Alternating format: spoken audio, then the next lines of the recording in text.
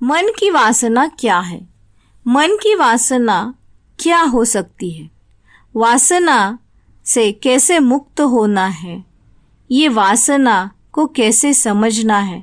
पहले हम इसे समझेंगे, फिर उससे मुक्त कैसे होना है इसे देखेंगे। किसी भी बात को जब हम समझ जाते हैं तो उसे देख पाते हैं और उसके बाद उससे मुक्त होना आसान हो जाता है। अगर जिससे मुक्त होना है उसे हम समझ नहीं पाएंगे तो उससे मुक्त होना भी आसान नहीं होगा। तो मन की वासना क्या है?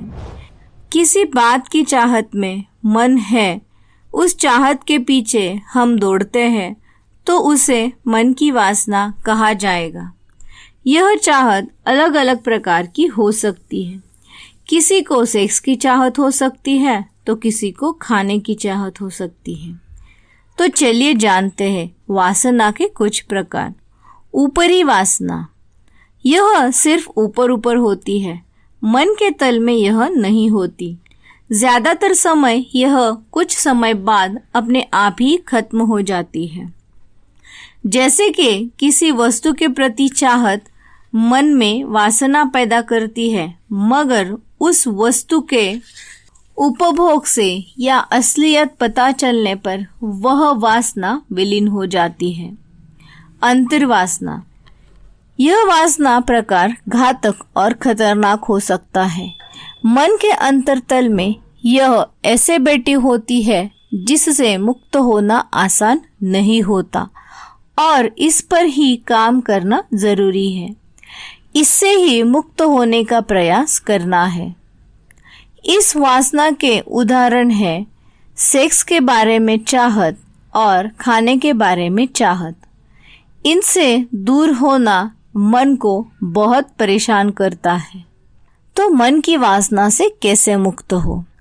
वासना से मुक्त होने को सबसे आसान तरीका हम जानेंगे। उसे अपने मन से स्वीकार करना। जब तक आप स्वीकार नहीं करेंगे तब तक उससे मुक्त होना असंभव हो सकता है। मेरे अंदर वासना है, इसे स्वीकारने में कोई परेशानी नहीं है। जो है उसे तथ्य को मानो, उस तथ्य को देखो और सिर्फ देखने पर आप आपका आधा काम कर लेंगे। आपने कभी किसी लकड़ी को जलते देखा होगा तो आपने देखा होगा कि लकड़ी जितनी गीली हो उससे उतना ज़्यादा धुआं निकलता है और लकड़ी सूखी हो तो धुआं कम होता है। ऐसे ही हमारे मन के बारे में कुछ है। मन में कुछ हो तो वासना का धुआं निकलता है।